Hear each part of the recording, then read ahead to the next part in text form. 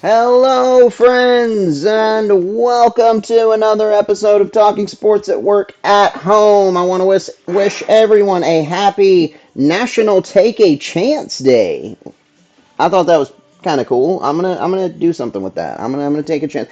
I've actually been thinking about that a lot. Well, just since yesterday, something I need to challenge myself more, and I feel like I'm gonna start doing that. I'm gonna start taking on more challenging things, things that just no reason other than to get myself out of my comfort zone. I'm gonna start doing that more. So this is a good day for me to start doing that on National Take a Chance Day. It also happens to be National School Bus Driver Appreciation Day, which is pretty cool.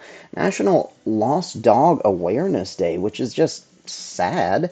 Um, National Picnic Day, that's kind of cool. But anyway, hope everyone's having a great Tuesday, a great week so far. We've got a lot to talk about. If you're wondering why I'm off work today, it's because I took the day off. My daughter, little Annabelle Josephine, right back there, has her first dance recital today. How exciting is that? And so sometimes work late. I never know exactly how my day is going to go. So I took the day off just completely so I don't take any chances.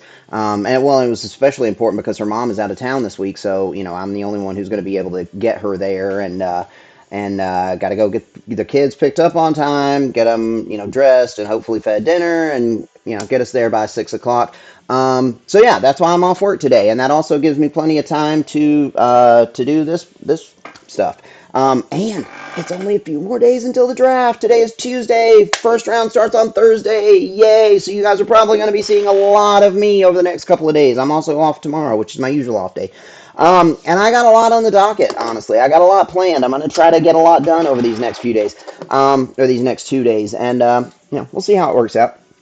Anyway, hope everyone's having a great week. And I figure, I'll just kind of stick with the same structure as what I did before, which is, wait, what happened?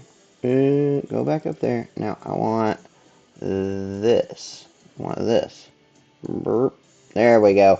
All right, so kind of the same thing as what I did before. Just give you guys sort of an inside glimpse into what we're doing because I obviously don't have the technology or the skills or the money or the time to do like cool fancy graphics for the show. So this is going to be your what's coming up on the episode today, which is basically just a Google Doc of my notes. Hope you guys like it.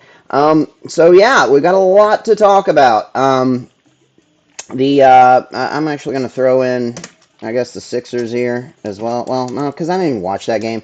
That was a crazy ending, though. But a lot on the docket, some baseball, some basketball, some football. It's a great time of year. And yeah, first thing, we'll just dive right on in.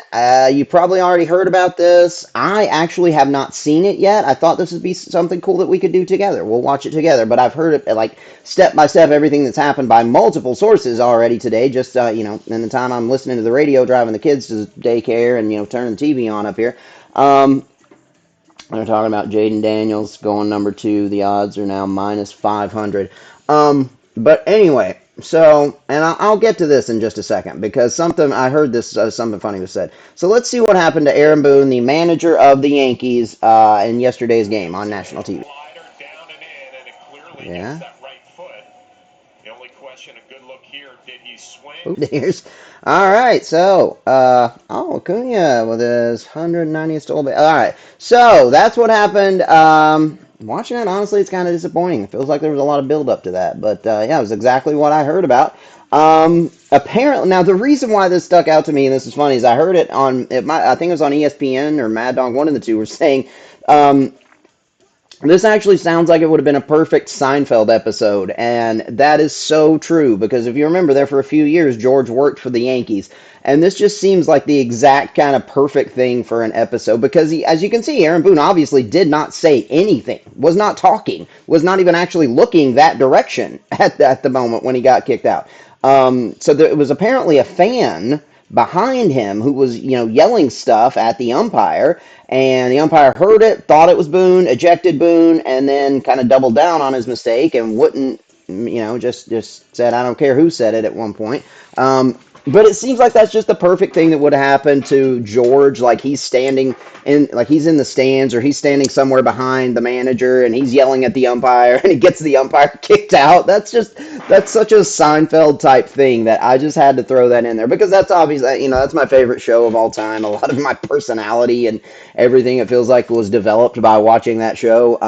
And that just would have been such a perfect thing for that. Now into some actual sports stuff. The Lakers. As many of you probably know, I'm a Lakers fan. I'm sort of I don't know what the ratio is, but I'm like maybe half Lakers, half Grizzlies. Probably mostly Lakers still because growing up, I was a huge Kobe Bryant fan. And then when he retired, I kind of felt lost for a while, and but I still just had sort of this leftover affection. I mean, you've grown up rooting for this team, so I still kind of root for them, and that's continued ever since.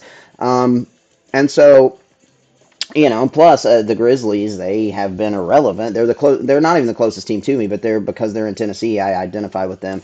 I guess I actually maybe should be a Hawks fan, but I'm not doing that. Anyway, I am still mostly a Lakers fan just because of growing up as such a huge Kobe Bryant fan.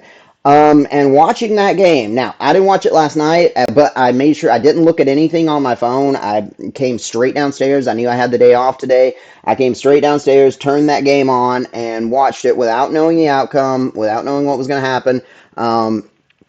And Jack and Sis actually, stayed late this morning. I didn't take them to daycare early like I normally would on a work day. And man, I got to tell you, that is hugely, hugely disappointing. It really was. And what I mean by this, two ways to look at it. Um, it's basically they played that game. It felt like 98% the perfect game against the best team in the NBA, the defending champions, and a team that has just had their number for the last couple of years. They played perfectly. They played as well as they possibly could have on the road against the defending champs, the favorite to be the champions again this year. I don't care what anybody says about the Celtics.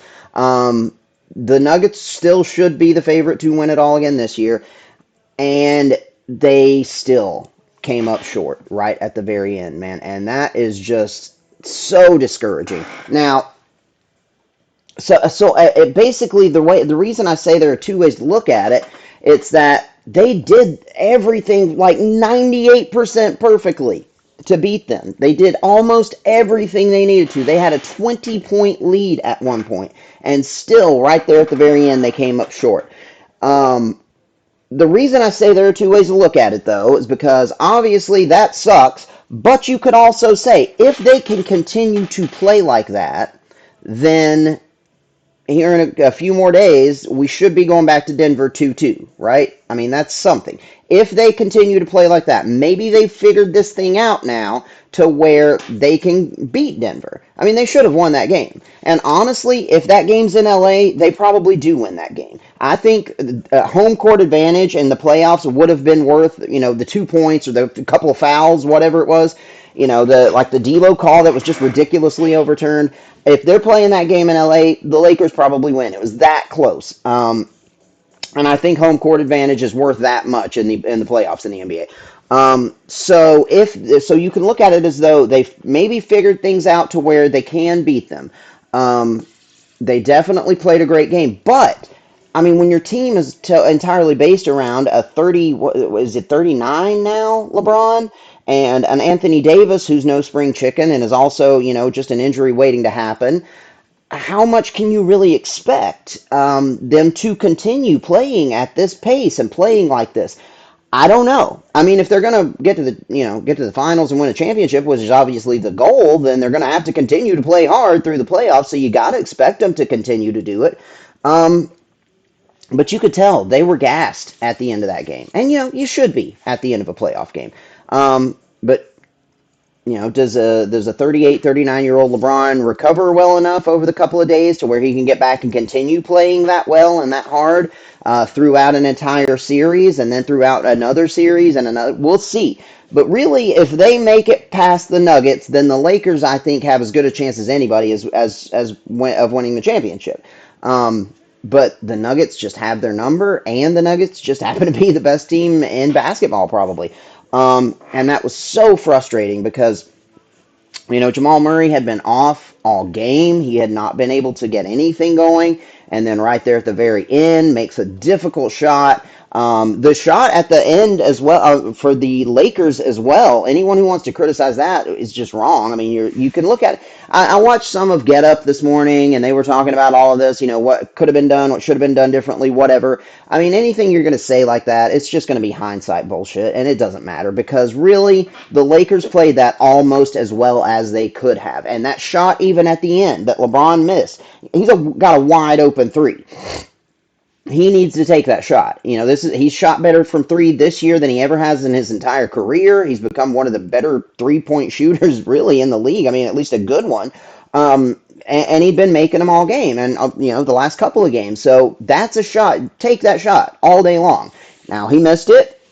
I think Aaron Gordon worked hard to get the rebound, and again the Lakers were out rebounded. It felt like in that game and in critical moments. And then they played it out. Michael Malone did not call the timeout, and it went perfectly for Denver. Jamal Murray, who is the second best player on the team and is one of the better players in the league, hits a difficult shot to win it. It sucks, man. It sucks for the Lakers. But there are the two ways you can look at it is, man, that sucks. That was about as well as they possibly could have played, and it still wasn't enough. Or you can say, they've maybe figured something out now to where if they can keep playing like that, then they can beat Denver. If they continue to play like that, then, like I said, it should go back to Denver 2-2. But you're going to have to beat them in Denver at least once, somehow, if you're going to win this series. Do I think the Lakers are going to win this series? No. No, I don't. That sucks to say, but Denver's just got their... Denver's just so good, and they have the Lakers number. Like, they just seem to match up so well against them. But, there is a silver lining to it in that if the Lakers can continue that strategy, continue to play like that, they should win these next two, and you can maybe get it back to Denver 2-2, and it's a new series. But we'll see. That's so discouraging, though, the way that game, they dominated the entire game. And then there in the fourth quarter, they just, and I even remember a moment, I wish I would have taken note of when it was, but there was a moment there it was either late in the third quarter or maybe early fourth quarter, where the Lakers were still up by like 17 or something.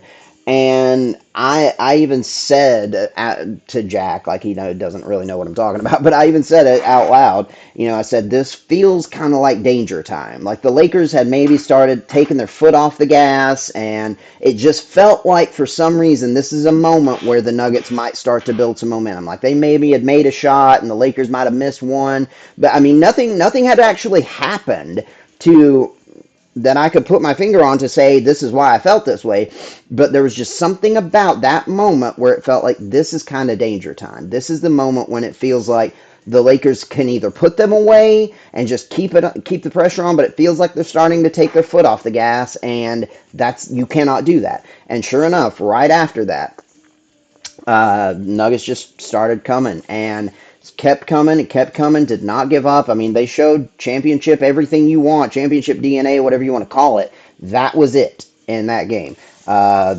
don't know if they ever led. I know they certainly didn't lead past, early in the first quarter, but they led at the end, and that's all that really matters. So yeah, frustrating if you're a Lakers fan. So I have been drinking a buttload of caffeine today. I'm going to take a quick break. Don't have any commercials, but I almost said a quick commercial break. Maybe one day. I'm going to take a quick break. I'll be right back. Alrighty, friends. Welcome back. So, lot to talk about. I've already rambled on for, I think, about 15 minutes, so we're going to try to go a little faster through these next few things, but it's going to be hard because these next few things are the things that are actually important to me, and it's football related, it's draft related. I love the draft. I obviously love football, so I'm probably going to spend a few minutes on this, so just be patient with me. You may have noticed there are a lot of NFL logos up here, and be wondering why. Well, there's been a lot of talk lately about that Phil Yates, actually, I think is the one who started this yesterday. He posted a really good post about just remembering the 2021 QB draft class. And now, yes, that was, objectively a bad group. It was just a bad quarterback class. But we did, nobody knew it at the time, but, it's not that every year is like that, but that one turned out pretty badly. Um, but when I've listened to people talk about this, I've heard different. A lot of people have been talking about this ever since. Also because of the Zach Wilson trade, I think that's also sort of drudged up some of this stuff. And the opinions that I've heard on this, or the perspectives that I've heard, have kind of some of them have bothered me a little bit because what do I have here? Right. For instance, I was listening to, excuse me, I think it was ESPN or Mad Dog or something, or it might have been NBC, which I normally love. I normally love Mike Florio and Chris Sims doing their NBC stuff and Pro Football Talk. I disagree with Chris Sims on a lot of stuff over the last few days, and we'll actually get into that in a little bit. But anyway, I was listening to something. It probably was ESPN, and he was talking about the arrogance of these people, because the point of that post from Field Yates was basically saying, remember the mistakes of the past, and overdrafting quarterbacks and being overconfident and giving up too much. And anyway, they were talking about that, and whoever it was said something along the lines of, it's just arrogance. It's, really thinking that I'm the smartest guy in the room. I know this draft, I know evaluations, I can get it right, whereas these other guys have gotten it wrong. I don't think it's that. I don't think it's arrogance. It's just a crapshoot. It's the draft. You don't know how these guys are going to turn out. You can look at every second of tape. You can spend hours, days interviewing them. You can run them through every sort of scientific evaluation, give them tests, do anything. You still just don't know. It's a crapshoot. So I don't think that it's arrogance when it comes to like drafting them, but I think arrogance does factor into what happens after the fact. And this person that I was listening to actually kind of went on to talk about that as well, so it wasn't total bullshit. But I think what really matters in a lot of these cases isn't so much the arrogance of what we did in trading up to get this guy, thinking that we know better, we know this guy's going to be good, or we can make him good, but it can be arrogance in what went wrong. Like the Jets. The Jets destroy quarterbacks. It's what they've always done in my lifetime. Mark Sanchez is a perfect example. Mark Sanchez was a good player. Mark Sanchez was a good quarterback who went to the AFC Championship game twice. His first 2 years in the NFL took the Jets to the or the AFC Championship game. Now that was mostly on the defense, and he was just playing well, but he was playing well enough to, where he could. And by the end of his time there, he was a joke. I mean, Mark Sanchez, what does everybody think of? The first thing you think of now with Mark Sanchez? The butt fumble. It's not that he went to 2 AFC Championship games, his first two. The Jets destroy quarterbacks. They did it with Chad Pennington, or was it Chad? I don't remember. But as long as I can remember, they did it with Mark Sanchez. They did it with Zach Wilson. Now, I did not believe in Zach Wilson in the first place. I thought he was not worth the second overall pick. And now that kind of brings me into what I have here. Some of you may be wondering what this is about. Because if the Jets are wondering who to blame for Zach Wilson, it's Adam Gase. I mean, yes, you can look at whoever drafted him. I mean, you could look at Woody Johnson as the owner. I assume he still was back then. You can look at whoever the GM was. But really, it was Adam Gase's fault why they ended. Because if you remember that season, which as an AFC South team fan, I remember it, and I bet you most AFC South fans look at this the exact same way. The real reason that they ended up with Zach Wilson was because they had it in the bag. And then late in the year, all they had to do was keep losing. And they get the best quarterback, the second best quarterback prospect of my lifetime.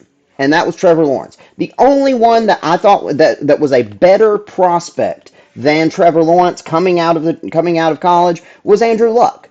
You've got him. Just keep losing. And then Adam Gase and the Jets do the one thing they can't do, and that's win a meaningless game late in the season. So what happens? That gives the Jaguars the number one pick and puts Trevor Lawrence in our division now. So that's the way I always think of it. But also, I was not a fan of Zach Wilson, and I went back and I compared these two. Now we'll get to these two draft classes, because I wanted another thing that I want to point out is everybody now. Nobody liked Zach Wilson. If you listen to him on the radio, on the TV, everybody knew he was going to be a bust, right? They all knew. Nobody liked him. Nobody thought that was going to be a good pick. No, they did. He was viewed as the consensus number two over quarterback in that draft. I disagreed. I thought it was Justin Fields. And it's the same thing with the Mitchell Trubisky draft.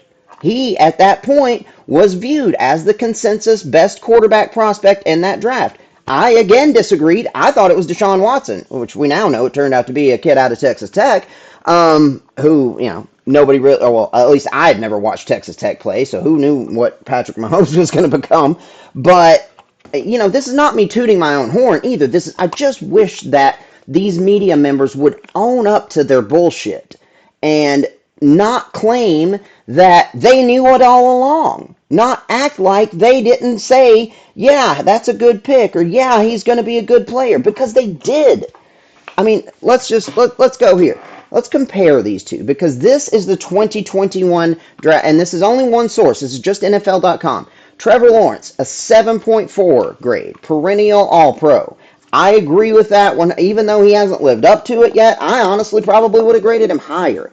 I thought Trevor Lawrence was as can't miss as you can get in a quarterback. And then there was a massive drop off after him, but I thought that Justin Fields, which it was agreed, the consensus before the season was that Justin Fields was the number two quarterback behind him. And then it all changed, just like it's changing now. With Drake May was the number two quarterback, right? Going into at the end of the season. Now it's changing again. And like I've talked about, I think a lot of these experts tend to overthink things and outsmart themselves. Because there is no real new information except for the combine and the pro days. Those should only maybe count for 5% of your evaluation. What matters is what they've done on the football field. And that's all happened. That there's not going to be any new games between now and then. At the end of the season, you should already be about 80% sure of what. Now, the one thing I can say to that is GMs and whoever, they've got a lot of other stuff to do. But scouting departments, that's your job. You should already know. You should be 80% sure of what your draft board's going to look like. GMs, maybe they don't really dig into this stuff until postseason. But the guys who are really looking at this stuff, you should already know. Anyway, but I'm not saying that other stuff, that the combine and pro days are irrelevant, but I'm just saying they should not count for even close to as much as what we have already seen on the football field. Now, you look at Trevor Lawrence, he's a 7.4, right? Caleb Williams this year, who many people are saying is the generational talent. NFL.com's only got him as a 6.74, which is, I was surprised by that. I actually think this is about right. Year one starter and potential Pro Bowler, potential future MVP type candidate, but definitely a day one starter and a guy who will probably make some Pro Bowls. That's how I see Caleb Williams. And another similarity that I just want to point out really quickly, I got to thinking about that draft class, and in that draft class, there were only really two. I felt similarly to how I feel about this draft class, with the quarterbacks at least. There are only two guys that I really like. I love the one at the top. I love Trevor Lawrence, and I don't love Caleb Williams as much, but I do think he's going to be good. And then there's another one that I like, and I feel like is another top 10 caliber quarterback, and that, in my opinion, is Drake May. The rest of those guys, Trey Lance, Zach Wilson, Mac Jones, I said none of those guys are first-round quarterbacks, in my own humble opinion, in my own, just as an educated fan, basically. I don't think any of those guys are first-round quarterbacks. And I kind of feel the same way about these guys. Although I would say Jaden Daniels and even maybe J.J. McCarthy are late first-round guys. I don't think either of them should be top 10 picks. And that's even factoring in that quarterbacks are overdrafted. I'm not saying that I think they're, that good. I'm factoring that into what I'm talking about, that they should be drafted in the late first round, even with the fact that quarterbacks are overdrafted. Like if you're just talking about like pure grading them, I would say both of them are probably second round guys. But I would put McCarthy and Jaden Daniels in the late first round. That's just my personal opinion. And again, it largely comes from what is my overall sort of ideology when it comes to drafting, and that is every almost everything you need to know you're going to see by January. By the end of the football season, that should all the looking at film, the seeing the combine, the testing, the interviews, which obviously I'm not privy to that. I'm don't have any connections. I don't have any of the stuff that the actual football executives have. I don't even have the connections or anything that the mainstream media guys have. But I think this goes for them as well. That 80% of what you're going to do in the draft and what you think about these prospects should already be established in January. So anyway, and that's how I look at this stuff. And with that being the case, let's look at what Zach Wilson's grade was.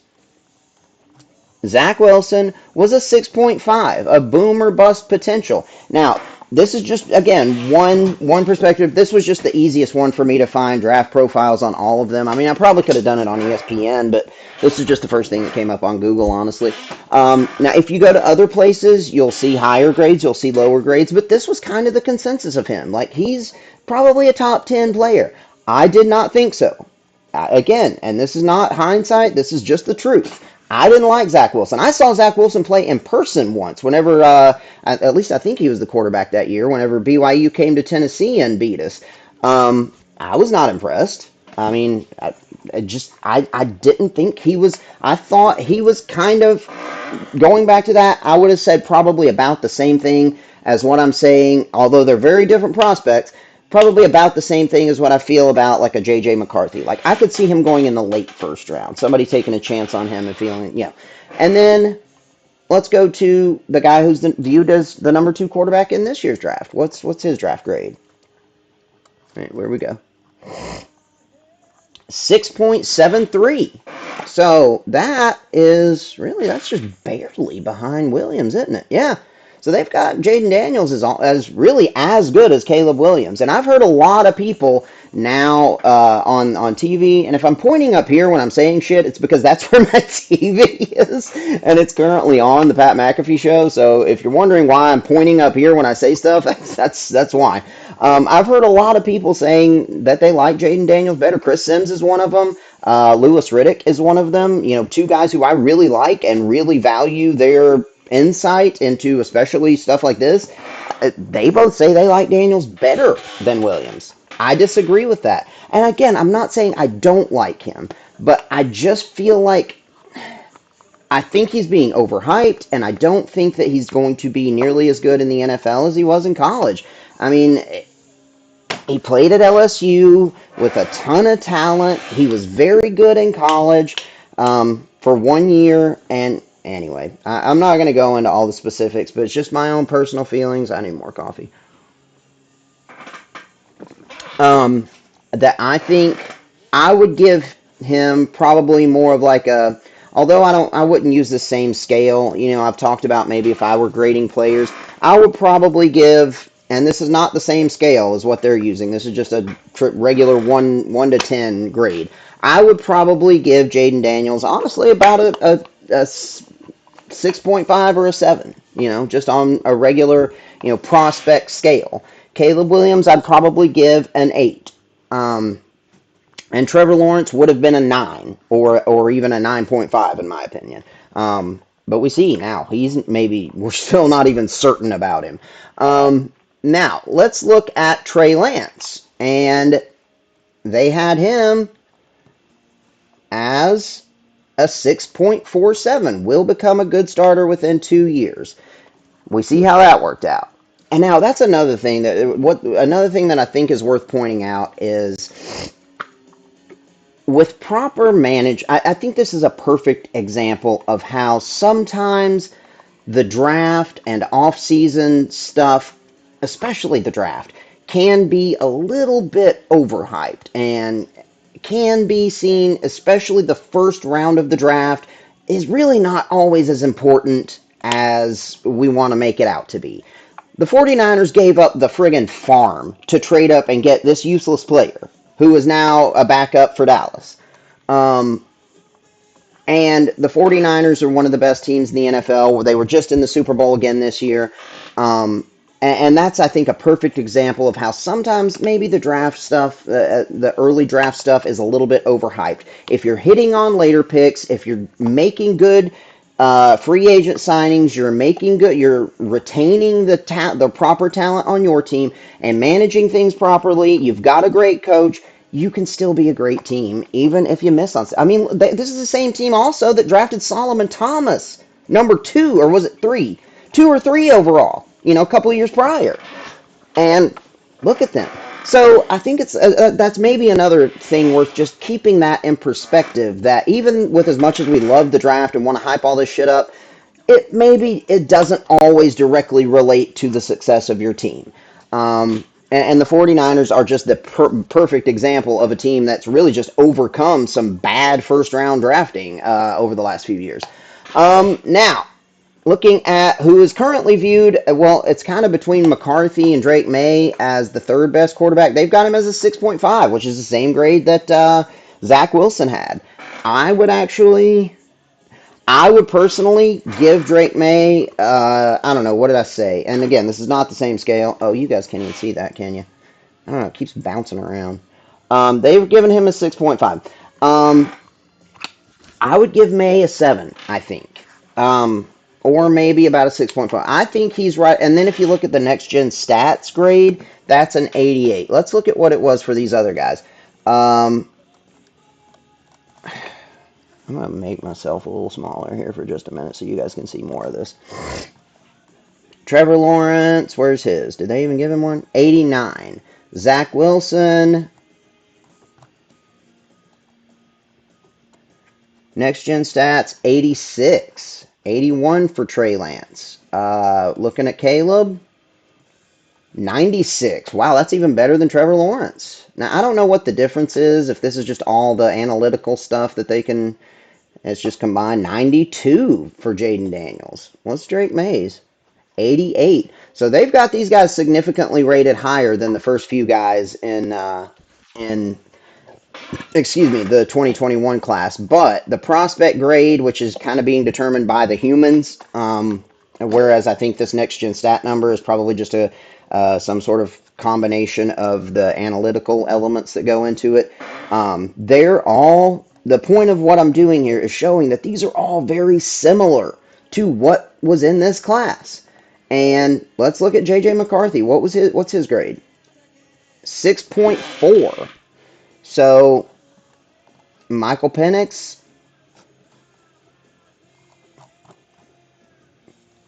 6.25. Bo Nix,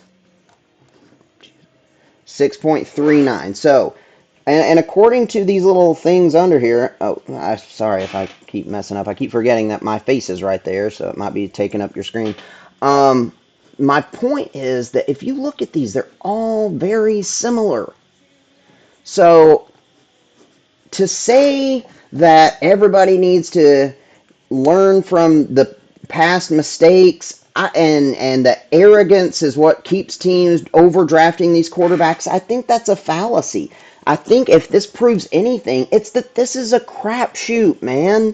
We just don't know. It's the draft. It's not, there is no way to make this an exact science. I mean, things have not advanced that much in the last 3 years since, this 2021 draft class.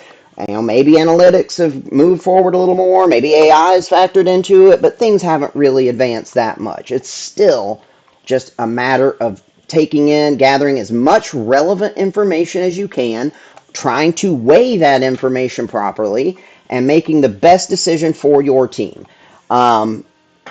So it's all a crapshoot. But I feel about this draft class about the same way as I felt about that draft class, in that there are really two guys who I'm confident in. And I'm not even that confident, honestly. I was probably more confident in Justin Fields than I am in Drake May, but I just think that Drake May is still the second best prospect in this draft. I like Jaden Daniels. I do think he is worth a first round pick, but I just don't think that all this talk about him maybe being better than Caleb and being a lock as the second overall pick. I don't know. I don't really buy that. I don't view him that way. And then McCarthy, look, I just don't think we know enough about McCarthy because of the offense he ran. When he was needed, yeah, he could make some good throws. And, some ways being in an offense like that even makes it harder on a quarterback because, you're in such a running offense that you're out of rhythm throwing the ball. You run, run, run. You run on first down, you run on second down, and then it doesn't work out. You're in third and 7. Now you need to make a throw. That can be tough on a quarterback. But he was obviously very successful in that system.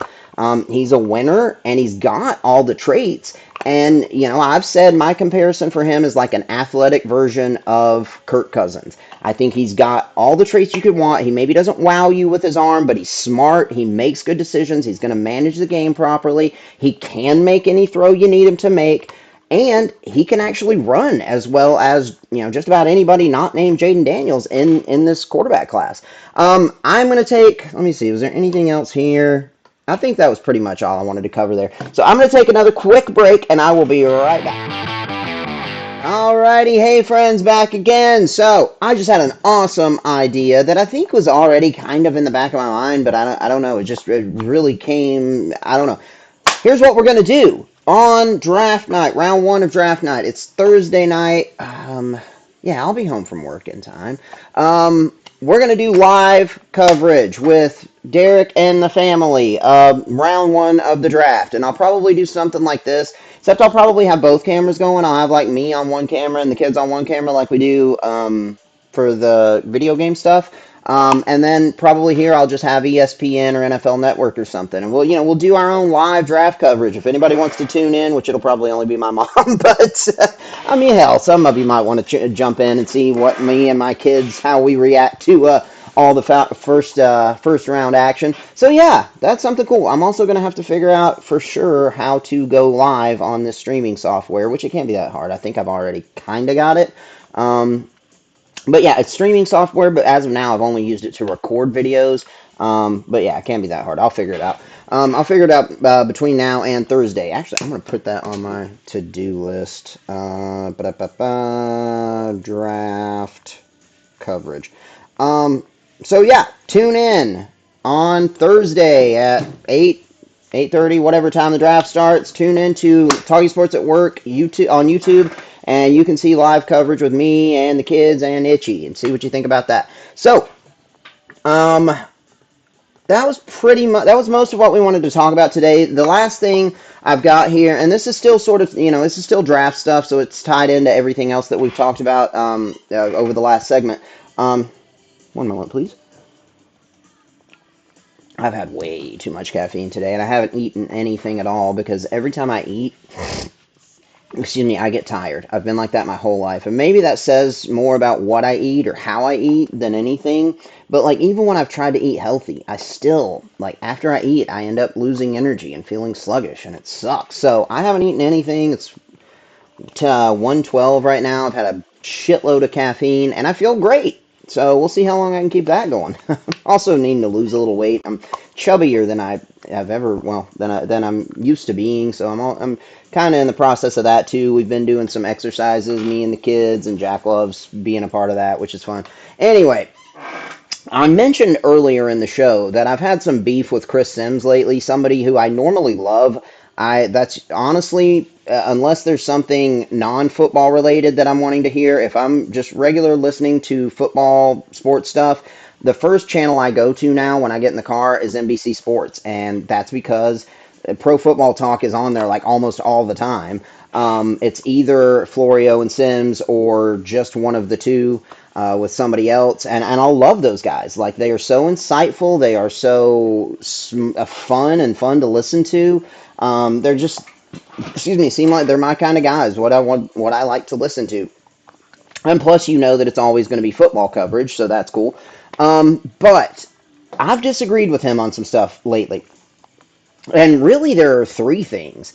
Only two are on here, but he has been championing Malik Neighbors now for a few weeks, probably even. And it seems like the amount he has liked him has just gone up and up and up to where now, over the last couple of days, I've heard him say that he actually believes not only that Neighbors is the number one receiver in this draft, but he went so far as to say that everybody he knows, everybody in his little friend group, also has Malik Neighbors as the number one receiver in the draft. And I think, honestly, this is just the perfect example of what I've been talking about with the sort of recency bias and how guys tend to outsmart themselves because this is their job, right? This is what they do 40 to 60 hours a week. They're spending time looking at football stuff, looking at draft coverage, listening to this is what they focus on. And when there's no new football for months, and all you've really got to look at is the old footage and maybe review film and just all the same stuff, I think you can tend to outsmart yourself. Not to mention the fact that you're not only putting this in, you're having to find ways to make it interesting to put out into the world. You're doing a show, so you've got to find new angles. You've got to find new things to say, even though there's no new stuff out there really. And I think in doing so, a lot of these experts, even the big time mainstream experts, guys like Chris Sims, can tend to outsmart themselves and just overthink this stuff and have sort of because and I actually predicted this with Marvin Harrison Jr. I hope I said it on one of the shows, but I said I believed that this was going to happen. When I heard that he wasn't going to do the combine, he wasn't really going to do much, or if anything, at the pro day, I said people are going to start rating other receivers ahead of him, or at least the gap is going to close significantly because he's not doing these workouts. And that's exactly what happened. He didn't do the combine. I don't think he even did the pro day because there was no point in it for him. All he could do was hurt himself, really. And what happened? And at least in terms of the media, I doubt that it's happened very much for actual NFL executives, but for the media, that gap has closed to the point to where we've even seen, in a lot of people's opinions, including Chris Sims, he is now ahead of Marvin Harrison Jr. And I think that that's all that is. We've seen more of Neighbors lately. We saw him do stuff. I don't think did he run a 40 at the combine? I can't remember, but I know he did the pro day stuff. We've seen more of him lately. We've seen more of these guys, and Marvin Harrison has just kind of been chilling, and we haven't seen or heard much from him, so you can kind of forget about him. But he's been the best receiver in college football for the last 2 years, and that's coming from a Tennessee fan. A fan. Jalen Hyatt won the Biletnikoff 2 years ago. His stats were unbelievable. Jalen Hyatt, I think, had the better season and deserved the award. But there was no denying that Marvin Harrison Jr. was the better receiver, and that Ohio State fans actually did have a gripe about, maybe he should have won the Biletnikoff. So even coming from a Tennessee fan, I'm saying Marvin Harrison Jr. for the last 2 years has been definitively the best receiver in college football. We've all known it. We've all known he's going to be a top 10 pick since, early in his career. But now these other guys are starting to climb. We're seeing more, and I think that's what's happening. Now, I'm not saying I don't like Neighbors. I do think Neighbors is a really good player. I'm not crazy about Odunze. I just haven't been all along. I don't know. I don't know what it is. I can't put my finger on it. I think it's maybe just that Neighbors has that explosiveness. Like, he's the most explosive receiver in this draft. You got he's got more of that speed, a better burst and just straight line speed than Harrison does. But I just think Harrison is just almost a complete package. Like, he's about almost what Julio Jones was coming out of the draft. And Neighbors, I can't remember. Who did I have him comp to? Where did I put that stuff? Oh, here we go. Neighbors, I had him comp to Jamar Chase. And Odunze, you see, I have Devontae here, but I said that's if he reaches his ceiling. Like, I guess that's with all of these guys, really. But I think he could be. That's kind of who he reminds me of. Or maybe even, I keep thinking Mike Williams for some reason. Even though he's not that big, I keep thinking Mike Williams when I think of Odunze. Um, so I don't know. And um, so yeah, but I think Neighbors is outstanding. If Joe Alt is off the board, then honestly, I would be thrilled with the Titans grabbing him there at 7. But honestly, I would still say we should probably take Fashanu, and that's another one that has fallen down draft boards significantly over the last few weeks. Who, at the end of the season was considered the number one tackle in the draft. So if Alt is taken, and this is kind of going into another subject that maybe I'll have another show on, but I've started seeing, I actually saw something earlier that was pretty interesting. Give me just a second, and I'll actually pull it up, because it was a thing, it was on a Tennessee Titans thing. Sorry, I'm sure this is. Oh, here we go. Final mock draft projections that aren't Joe Alt. A guy named, who is this? Mike Moratis of Titans Wire on, it's a USA Today thing, put this little list together. And I thought this was cool because almost every mock draft you see has us taking Joe Alt at 7. So he went and he found the mainstream mock drafts that did not have us taking Joe Alt. And all of them were either Malik Neighbors, or one had Rome Odunze, but I think a few of them had Neighbors, like two of them had Neighbors, one had Odunze, and two had J.C. Latham. And that is also who Chris Sims. Was he one of the guys on this list, actually? Oh, and one has Fashanu. Yeah, Chris Sims is also one of the guys on this list, but I had heard that before from him. He has us taking Latham at 7. That's absurd. J.C. Latham is at best the third best tackle in this draft, and he's a right tackle. I get it. He's probably versatile enough to where he could maybe, but he played right tackle his whole career in college. Why would he now move to the left side? He's a right tackle. That's what he needs to be. That's not what we need. So if Joe Alt is off the board, then I would still prefer we take Fashanu because I do still think that he has the potential to be like perennial all-pro, as good or better than Alt. Like, his ceiling is higher even than Joe Alt. Joe Alt's just the safest, like a almost can't miss tackle. Fashanu is like Hall of Fame potential, but he's got some things he needs to improve on. So I would still prefer that we take him, but I would not be upset at all if we ended up with Neighbors, and then maybe with our second round pick, because there's so much tackle talent in this draft, maybe Tyler Guyton falls to us or something.